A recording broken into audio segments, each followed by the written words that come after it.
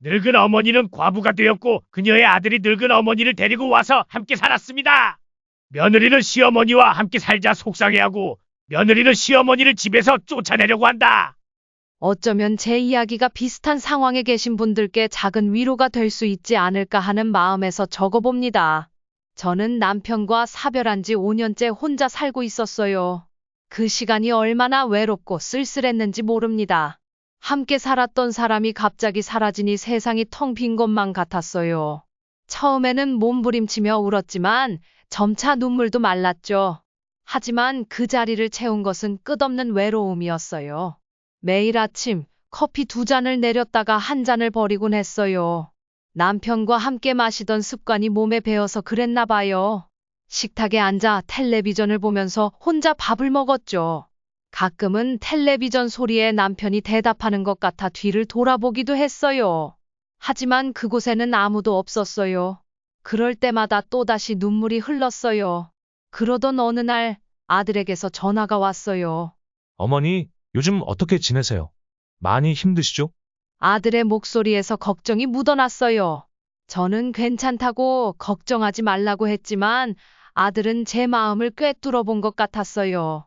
어머니, 우리 집 근처로 이사 오시는 게 어떠세요? 효도도 하고 외롭지도 않으실 거예요.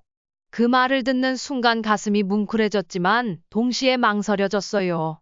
40년 넘게 살아온 이 집과 동네를 떠난다는 게 쉽지 않았거든요.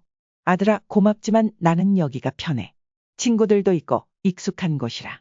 그렇게 말했지만 아들은 쉽게 포기하지 않았어요. 어머니, 한 번만 생각해 보세요. 우리 애들 얼굴도 자주 보실 수 있고, 제가 매일 찾아뵐 수 있잖아요. 동네 구경도 시켜드리고, 새로운 친구들도 만들어 드릴게요. 아들의 말을 듣고 보니 갑자기 새로운 삶에 대한 기대가 생기더라고요. 손주들 얼굴을 매일 볼 수 있다니 그 생각만으로도 가슴이 설렜어요. 그동안 얼마나 보고 싶었는지 몰라요.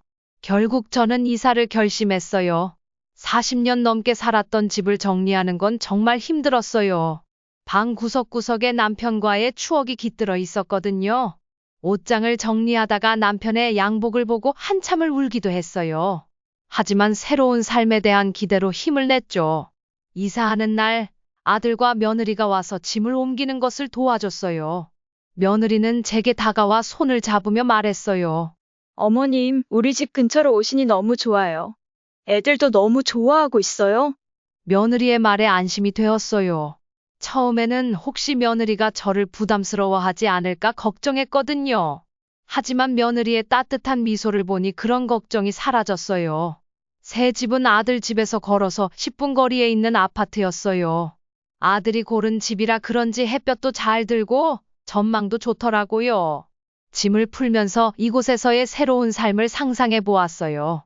아침마다 손주들과 함께 아침을 먹고 공원에서 산책도 하고 그런 생각을 하니 절로 미소가 지어졌어요. 하지만 동시에 두려움도 있었어요. 새로운 환경에 적응할 수 있을까? 아들 가족에게 부담이 되지는 않을까? 그런 생각들이 머릿속을 맴돌았죠. 그래도 이제 와서 뒤로 물러설 수는 없었어요. 저는 마음을 다잡고 새로운 삶을 시작하기로 했어요. 이사 후 첫 몇 주는 정말 꿈 같았어요. 아들 집에 매일 들르며 손주들과 시간을 보냈죠. 아침에 일어나면 제일 먼저 손주들 얼굴이 보고 싶어 서둘러 준비하고 아들네 집으로 향했어요. 손주들은 할머니가 오면 너무 좋아서 어쩔 줄 몰라 했어요. 특히 5살 된 손녀 미나는 제가 오면 달려와 안기며 할머니, 오늘은 뭐 해요? 라고 물었죠. 그럴 때마다 가슴이 벅차올랐어요. 며느리도 처음에는 제가 오는 것을 반겼어요. 어머님, 오셨어요? 식사하셨어요? 라며 항상 반갑게 맞아주었죠. 가끔은 집안일을 도와주기도 하고 손주들을 돌봐주기도 했어요. 며느리는 그럴 때마다 고맙다고 했어요. 저는 그저 도움이 되어 기쁘다고 말했죠. 하지만 시간이 지나면서 조금씩 변화가 생기기 시작했어요. 처음에는 미처 느끼지 못했던 작은 불편함들이 하나둘 눈에 띄기 시작한 거예요. 어느 날 제가 평소처럼 아침 일찍 아들네 집에 갔어요. 문을 들어가니 며느리가 부엌에서 아침 준비를 하고 있더라고요. 저는 늘 하던 대로 내가 도와줄게. 라고 말하며 부엌으로 들어갔어요. 그런데 며느리의 표정이 좋지 않아 보였어요. 어머님, 제가 알아서 할게요. 어머님은 좀 쉬세요. 며느리의 말투가 전과 달리 약간 날카로워서 저는 당황했어요. 괜찮다. 며 도와주려 했죠. 그러자 며느리가 한숨을 쉬며 말했어요. 어머님, 사실 매일 아침 이렇게 오시는 게 좀 부담스러워요. 저희도 아침에는 바쁘거든요. 그 말을 듣는 순간 가슴이 철렁 내려앉았어요. 가슴이 철렁 내려앉는 것 같았어요. 제가 도움을 주려 한 것이 오히려 폐가 되고 있었던 거예요. 그날 이후로 저는 아침에 아들 집에 가는 횟수를 줄였어요. 하지만 마음 한구석이 불편했죠. 또 다른 날에는 손주들과 놀아주다가 일이 벌어졌어요. 미나가 과자를 달라고 떼를 쓰길래 저는 괜찮다고 생각해서 과자를 줬어요. 그런데 그걸 본 며느리가 화를 내더라고요. 어머님, 제가 말씀드렸잖아요. 간식은 정해진 시간에만 먹이기로 했다고요. 이러시면 제 말이 무시당하는 것 같아요. 저는 그 자리에서 아무 말도 못했어요. 며느리의 말이 맞다는 걸 알면서도 한편으로는 서운했어요. 제가 키운 아이도 있는데 손주 하나 제대로 돌보지 못한다고 생각하니 자존심이 상했어요. 이런 일들이 하나둘 쌓이면서 며느리와의 관계가 점점 어색해져 갔어요. 처음에는 반갑게 맞아주던 며느리의 표정이 점점 굳어지는 것 같았죠. 가끔은 제가 왔을 때 일부러 바쁜 척하는 것 같기도 했고요. 아들도 이런 상황을 눈치챘는지 어느 날 저에게 조심스럽게 말을 꺼냈어요. 어머니, 우리 집에 너무 자주 오시는 것 같아요. 복지관도 다니시고 새로운 활동을 하시면 좋을 것 같아요. 그 말을 듣는 순간 가슴이 무너지는 것 같았어요. 제가 그렇게 부담스러운 존재였나? 그저 도움이 되고 싶었을 뿐인데 오히려 방해가 되고 있었던 거죠. 여러분, 그때 제 마음이 어땠을지 상상이 되시나요? 좋은 뜻으로 한 행동들이 오히려 독이 되어 돌아오는 것 같았어요. 가족들과 가까이 있고 싶어 이사까지 왔는데 오히려 멀어지는 것 같아 너무나 슬펐죠. 그날 이후로 저는 아들네 집에 가는 횟수를 확 줄였어요. 하지만 그럴수록 더 외롭고 쓸쓸해졌어요. 자주 보던 손주들 얼굴을 못 보니 가슴이 아팠죠. 집에 혼자 있는 시간이 많아지면서 이사 오기 전에 느꼈던 외로움이 다시 찾아왔어요. 그리고 손주를 돌보는 일이 이렇게 어려울 줄은 몰랐어요. 제 아이들을 키울 때는 그저 사랑으로 감싸주고 잘 먹이고 잘 재우면 된다고 생각했거든요. 하지만 요즘은 육아 방식이 많이 달라진 것 같아요. 처음에는 이해하기 어려웠답니다. 손주들을 돌보는 일에 대해 며느리와 저희 생각이 많이 달랐어요. 저는 제가 키운 경험을 살려 손주들을 잘 돌볼 수 있을 거라 생각했죠. 하지만 며느리는 달랐어요. 모든 것에 나름의 규칙과 방식이 있더라고요. 어느 날 미나가 저에게 와서 용돈을 달라고 하더라고요. 저는 당연히 손주에게 용돈을 줘야 한다고 생각했어요. 우리 때는 그렇게 했거든요. 그래서 미나에게 가끔 3,000원씩 용돈을 주기 시작했어요. 미나는 정말 좋아했죠. 하지만 며느리의 표정이 좋지 않았어요. 어느 날 제가 손주에게 용돈을 준 걸 본 며느리가 말했어요. 어머님, 지하용돈은 저희가 관리할게요. 어머님께서 따로 주지 마세요. 그 말에 정말 서운했어요. 제가 손주에게 용돈을 주는 게 뭐가 그리 잘못된 걸까요? 저는 그저 미나에게 돈의 가치를 가르치고 싶었을 뿐인데 말이에요. 며느리의 말에 저는 대꾸하지 못했어요. 하지만 마음속으로는 내가 손주에게 용돈 하나 못 주나? 하는 생각에 속상했죠. 또 다른 날에는 손주가 울길래 달래주려고 안아주었어요. 그랬더니 며느리가 말하더라고요. 어머님, 울 때마다 안아주면 안 돼요. 아이가 버릇없어져요. 저는 그 말을 듣고 어찌할 바를 몰랐어요. 제 시대에는 아이가 울면 안아주는 게 당연했어요. 잠자리에 들 때도 문제가 있었습니다. 저는 손주들과 함께 누워 재미있는 이야기를 들려주며 재우곤 했죠. 그런데 며느리는 정해진 시간에 아이들을 재우고 싶어 했어요. 어머님, 아이들은 9시에 자야 해요. 그 전에 모든 준비를 끝내야 해요. 이런 일들이 반복되면서 저는 점점 혼란스러워졌어요. 40년 전에 아이를 키운 방식이 전부 틀렸던 걸까요? 아니면 요즘 젊은 부모들이 너무 예민한 걸까요? 그 사이에서 저는 갈팡질팡했습니다. 가장 힘들었던 건 손주들과 함께 있을 때조차 자유롭게 대하지 못한다는 거였어요. 뭘 해도 며느리 눈치를 봐야 했거든요. 손주가 저에게 할머니, 나랑 놀아줘. 라고 할 때마다 이렇게 놀아도 될까? 하고 망설이게 되더라고요. 어느 날 손주 미나가 학교에서 돌아와 울면서 제게 왔어요. 친구와 싸웠다고 하더라고요. 저는 미나를 꼭 안아주며 위로했어요. 그리고는 할머니가 맛있는 거 해줄게. 뭐 먹고 싶어? 라고 물었죠. 미나가 좋아하는 떡볶이를 만들어 주려던 참이었어요. 그때 며느리가 들어왔어요. 상황을 보더니 말했죠. 어머님, 지아 오늘 간식 이미 먹었어요. 그리고 울 때마다 달래주면 안 돼요. 자기 스스로 감정을 다스리는 법을 배워야 해요. 그 말을 듣는 순간 가슴이 찢어지는 것 같았어요. 손주를 위로하는 것조차 잘못된 일이 되어버렸나 싶더라고요. 저는 그저 알겠어 라고 대답하고 방으로 들어갔어요. 여러분, 그때 제 마음이 어땠을지 상상이 되시나요? 손주들을 사랑하는 마음은 넘치는데 그 마음을 표현할 방법을 찾지 못한 거예요. 며느리의 양육 방식을 이해하려고 노력했지만 쉽지 않았어요. 저는 이렇게 키워왔는데 갑자기 모든 것이 바뀌니 적응하기가 힘들더라고요. 며느리와의 갈등이 깊어지면서 저는 정말 힘든 시간을 보냈어요. 처음에는 사소한 오해에서 시작된 것 같았는데 시간이 지날수록 그 골이 점점 깊어져 갔죠. 이제는 제가 무슨 말을 해도 무엇을 해도 며느리의 마음에 들지 않는 것 같았어요. 집안일을 도와주려고 해도 문제가 되더라고요. 어느 날 며느리가 빨래를 하고 있길래 제가 거들어 주려고 했어요. 내가 도와줄게. 라고 말하며 다가갔는데 며느리가 저를 말렸어요. 어머님, 그냥 쉬세요. 제가 할게요. 처음에는 며느리가 저를 배려해 주는 줄 알았어요. 하지만 이런 일이 반복되면서 깨달았죠. 며느리는 내가 도와주는 걸 원하지 않는구나. 요리할 때도 마찬가지였어요.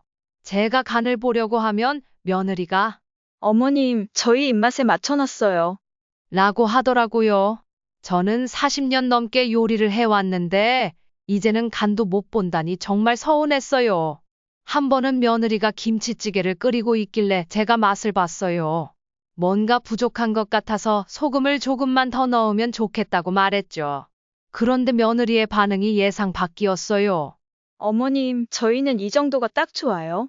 짜게 먹으면 건강에 안 좋잖아요. 그 말에 저는 할 말을 잃었어요. 제 조언이 오히려 잘못된 것처럼 느껴졌거든요. 이런 일들이 반복되면서 저는 점점 위축되기 시작했어요. 뭔가를 하려고 할 때마다 이래도 될까? 하는 생각이 들더라고요. 제 집에서도 마음 편히 움직이지 못하는 제 모습이 너무 슬펐어요. 어느 날은 손주들 옷을 정리하다가 낡은 옷을 발견했어요. 제가 새 옷을 사주고 싶어서 며느리에게 말했죠. 이 옷 많이 낡았네. 내가 새 옷을 사주면 어떨까? 그런데 며느리의 대답이 또 예상과 달랐어요. 어머님, 아이들 옷은 제가 알아서 살게요. 요즘 아이들은 브랜드도 가려요. 그 말에 저는 또 한 번 상처를 받았어요. 제가 손주들에게 해줄 수 있는 게 하나도 없는 것 같았거든요. 이런 일들이 쌓이다 보니 점점 며느리와 대화하는 것조차 부담스러워졌어요. 잘못된 것 같아서요. 가끔은 그냥 아무 말도 하지 않고 조용히 있는 게 낫겠다는 생각도 들었어요. 여러분, 제 마음이 어땠을지 상상이 되시나요? 40년 넘게 한 집안을 책임지고 살림해온 제가 이제는 아무것도 할 수 없는 사람이 된 것 같았어요. 제 경험과 지혜가 이제는 아무 쓸모 없는 것처럼 느껴졌죠. 그날의 일을 아직도 생생히 기억해요. 제 손주 미나의 7번째 생일이었어요. 아침부터 설레는 마음으로 준비했죠. 며칠 전부터 미나가 갖고 싶어 하던 인형 세트를 사두었거든요. 비싸긴 했지만 손주의 생일인데 아깝지 않았어요. 선물을 포장하면서 미나가 기뻐할 얼굴을 상상하니 절로 미소가 지어졌어요. 어릴 적 제 딸에게 인형을 선물했을 때 좋아하던 모습이 떠올랐거든요. 미나도 분명 좋아할 거야. 그렇게 생각하며 아들 집으로 향했죠. 미나의 생일 파티는 오후 4시였지만 저는 일찍 도착해서 준비를 도우려고 했어요. 하지만 문을 열고 들어서는 순간 뭔가 분위기가 이상했어요. 며느리의 표정이 굳어 있더라고요. 어머님, 그게 뭐예요? 지아 생일 선물이야. 요즘 갖고 싶어 하던 거라고 해서. 어머님, 저희가 교육 방침에 맞춰 선물을 준비했었는데 왜 상의도 없이 이런 걸 사오셨어요? 손주 생일 선물을 사는 것도 잘못된 일이 되어버린 건가? 나는 그저 미나를 기쁘게 해주고 싶었을 뿐이야. 무슨 문제가 있니? 어머님, 우리는 아이들에게 물질적인 것보다 경험을 선물하려고 해요. 이번에는 가족 여행을 계획했었거든요. 그런데 어머님이 이렇게 비싼 선물을 하시면 아이가 혼란스러워할 거예요. 아이에게 선물을 해주는 게 뭐가 그리 잘못된 일인가? 내가 키울 때는 아이가 갖고 싶어 하는 걸 사주는 게 당연했는데, 어머님, 시대가 많이 변했어요. 요즘은 아이들에게 물질적인 것보다 추억이나 경험을 선물하는 게 더 중요하다고 해요. 그래도 생일인데 뭐라도 사주고 싶었어. 나도 할머니로서 손주에게 뭔가 해주고 싶은 마음이 드는 거야. 어머님, 그 마음은 이해해요. 하지만 앞으로는 꼭 저희와 상의해 주세요. 아이 교육에는 일관성이 중요하거든요. 상의해야 할 줄은 몰랐네. 내가 손주 선물 하나 사주는 것까지 허락을 받아야 하나? 어머님, 우리 모두 미나를 위해 최선을 다하고 있잖아요. 그래, 넌 그렇게 생각하겠지. 하지만 나는 지금 내 존재 자체가 방해가 되는 것 같아. 어머님, 그렇게 생각하지 마세요. 저희는 그저 미나를 위해 일관된 교육을 하고 싶은 것뿐이에요. 일관된 교육이라. 내가 40년 넘게 아이를 키워왔는데 그 경험은 이제 아무 쓸모가 없다는 거구나. 어머님, 그런 뜻이 아니에요. 어머님의 경험도 알고 있어요. 다만 요즘은 육아 방식이 많이 달라졌다는 걸 이해해 주셨으면 해요. 달라진 건 알겠어. 하지만 손주를 사랑하는 마음까지 달라진 건 아니잖아. 그건 알죠, 어머님.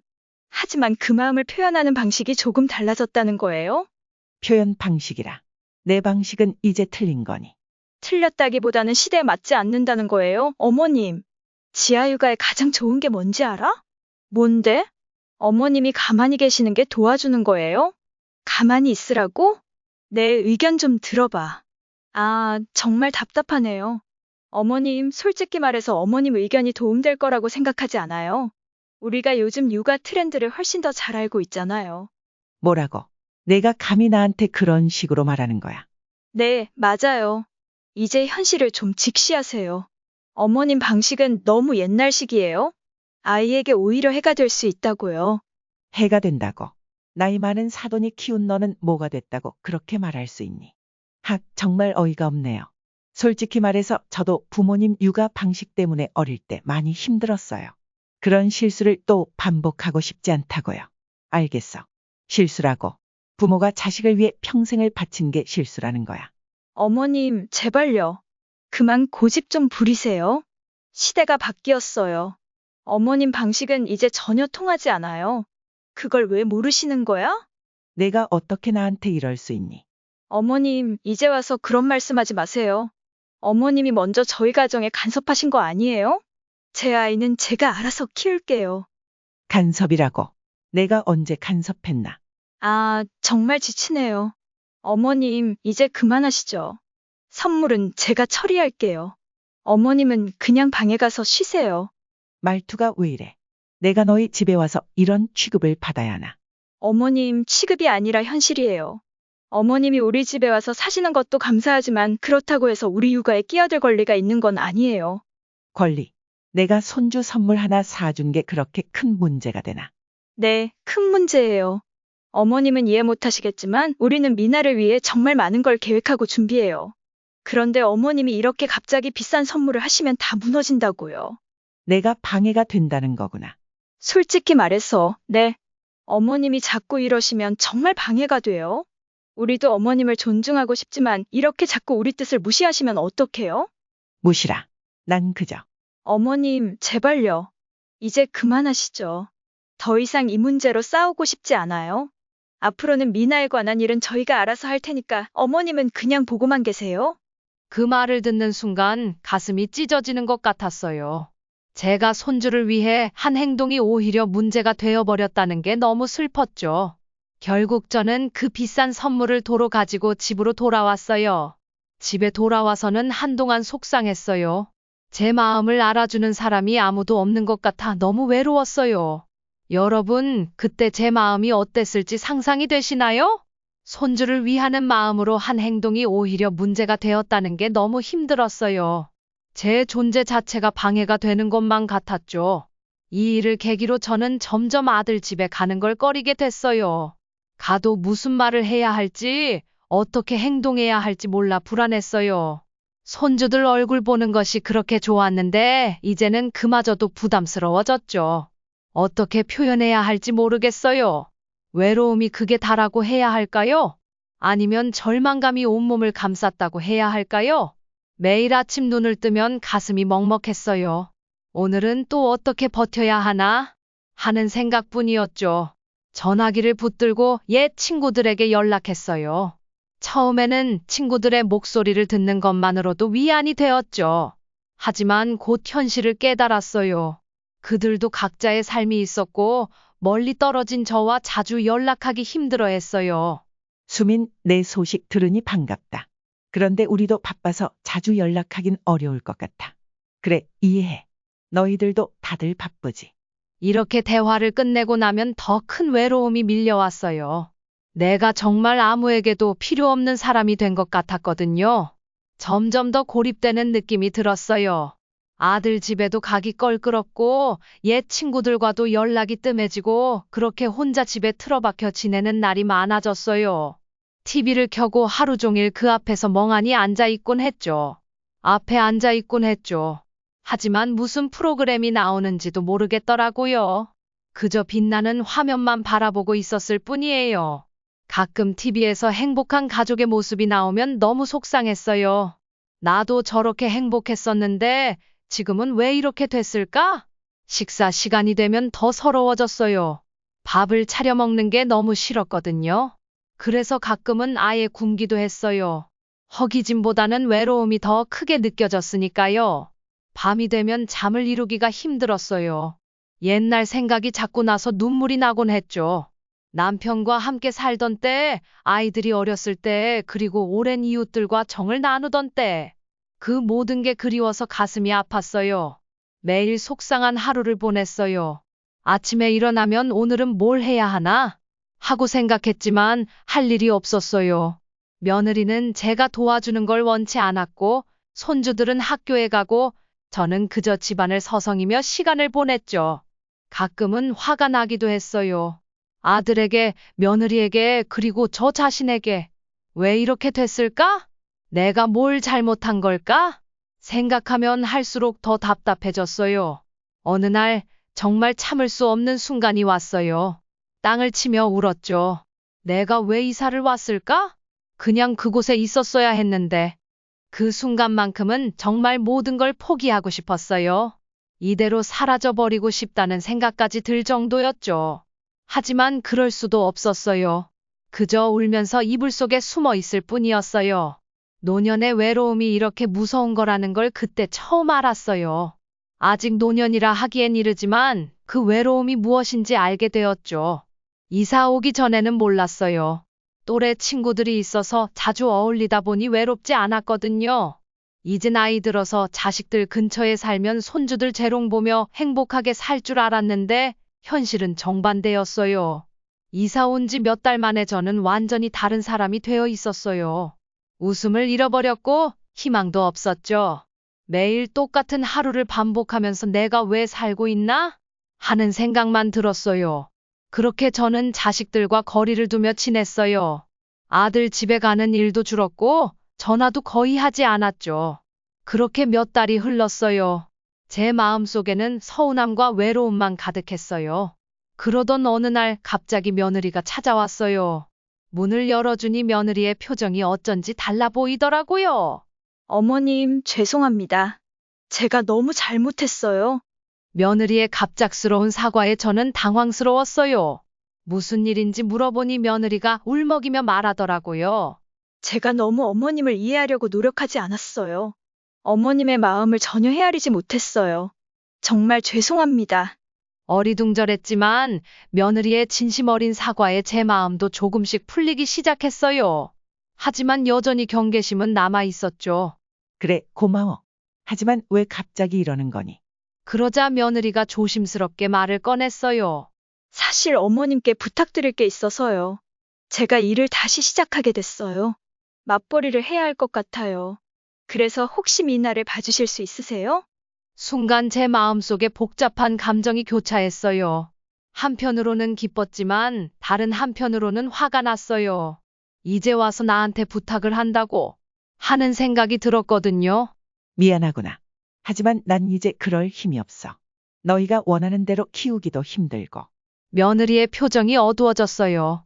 하지만 곧 다시 말을 이어갔죠. 어머님, 제발요. 우리가 어머님을 너무 몰라줬어요. 이제는 달라질게요. 어머님께서 미나를 돌봐주신다면 정말 감사하겠습니다.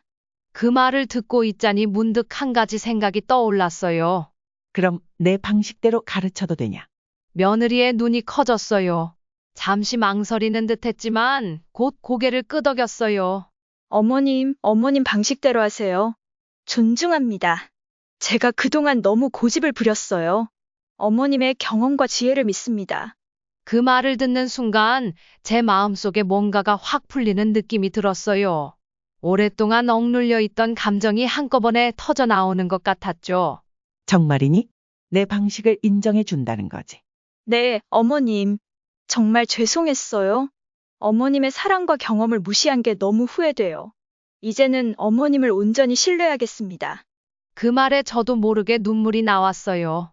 며느리도 함께 울었죠. 우리는 서로 껴안고 한동안 울면서 서로의 마음을 풀었어요. 울었어요. 그동안의 오해와 서운함이 눈물과 함께 흘러내리는 것 같았어요. 알겠다. 내가 나를 돌볼게. 하지만 정말 내 방식대로 해도 되는 거지. 네, 어머님. 어머님께서 우리 미나를 위해 최선을 다해 주실 거라 믿어요. 어머님의 사랑으로 미나가 더 행복하게 자랄 거예요. 그렇게 해서 저는 다시 손주를 돌보게 되었어요. 처음에는 어색하고 걱정도 됐지만 점점 제 안에 잠자고 있던 할머니의 본능이 깨어나는 걸 느꼈어요. 아침에 일어나면 미나를 위해 아침을 준비하고 함께 놀아주고 책도 읽어주면서 하루하루가 즐거워졌어요. 물론 가끔은 힘들 때도 있었지만요. 여러분, 이렇게 저는 다시 한번 인생의 전환점을 맞이했어요. 며느리의 사과와 함께 찾아온 이 기회가 저를 다시 살아있게 만들어줬어요. 손주를 돌보며 느끼는 행복과 가족과 다시 가까워지는 기쁨, 모든 것이 제 삶을 새롭게 만들어 주었답니다. 손주 미나를 돌보면서 제 삶에 활력이 생겼고 가족과의 관계도 점점 회복되어 갔죠. 하지만 이 모든 변화가 하루아침에 이루어진 건 아니에요. 처음에는 어색하고 걱정도 많았어요.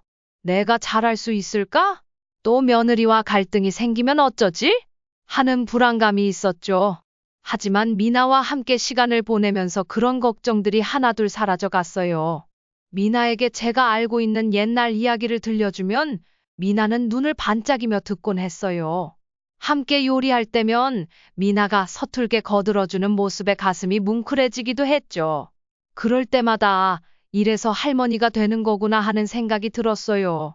물론 며느리와의 관계 개선에도 노력했어요. 이제는 서로의 의견을 존중하면서 대화를 나누려고 했죠.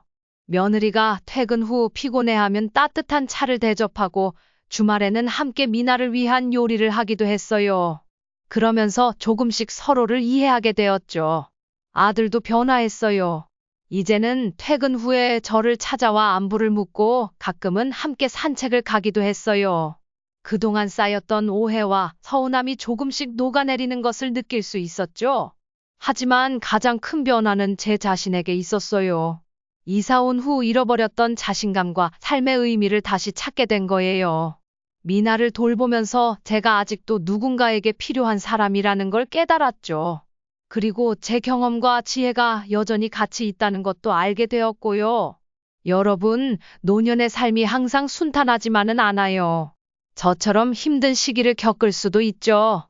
하지만 포기하지 마세요. 언제나 희망은 있어요. 저도 그 어두운 터널을 지나 이렇게 다시 행복을 찾았잖아요. 지금 생각해보면 그때의 어려움들이 오히려 저를 더 강하게 만들어준 것 같아요. 가족의 소중함을 다시 한번 깨달았고 제 자신의 가치도 재발견했으며 삶의 즐거움을 다시 찾았어요. 여러분께 꼭 말씀드리고 싶어요. 나이가 들었다고 해서 우리의 역할이 끝난 게 아니에요. 우리는 여전히 소중한 존재이고 누군가에게 꼭 필요한 사람이에요. 그걸 잊지 마세요. 그리고 젊은 세대들에게도 부탁드리고 싶어요. 노인들의 경험과 지혜를 무시하지 말아주세요. 물론 시대가 많이 변했고 많은 것들이 달라졌지만 우리의 사랑과 경험은 여전히 가치가 있어요. 서로 존중하고 이해하면서 함께 나아간다면 모두가 더 행복해질 수 있을 거예요. 이제 저는 매일 아침 기쁜 마음으로 눈을 떠요. 미나와 함께 보낼 시간이 기대되고 가족들과 나눌 대화가 기다려져요. 제 삶에 다시 의미가 생기고 행복을 느낄 수 있게 되었어요. 여러분도 힘들 때가 있더라도 희망을 잃지 마세요. 언제나 새로운 기회가 올 거예요. 그리고 그 기회를 잡을 준비를 하세요. 우리의 인생은 아직 끝나지 않았으니까요. 새로운 행복, 새로운 의미를 찾을 수 있을 거예요. 저는 그걸 믿습니다.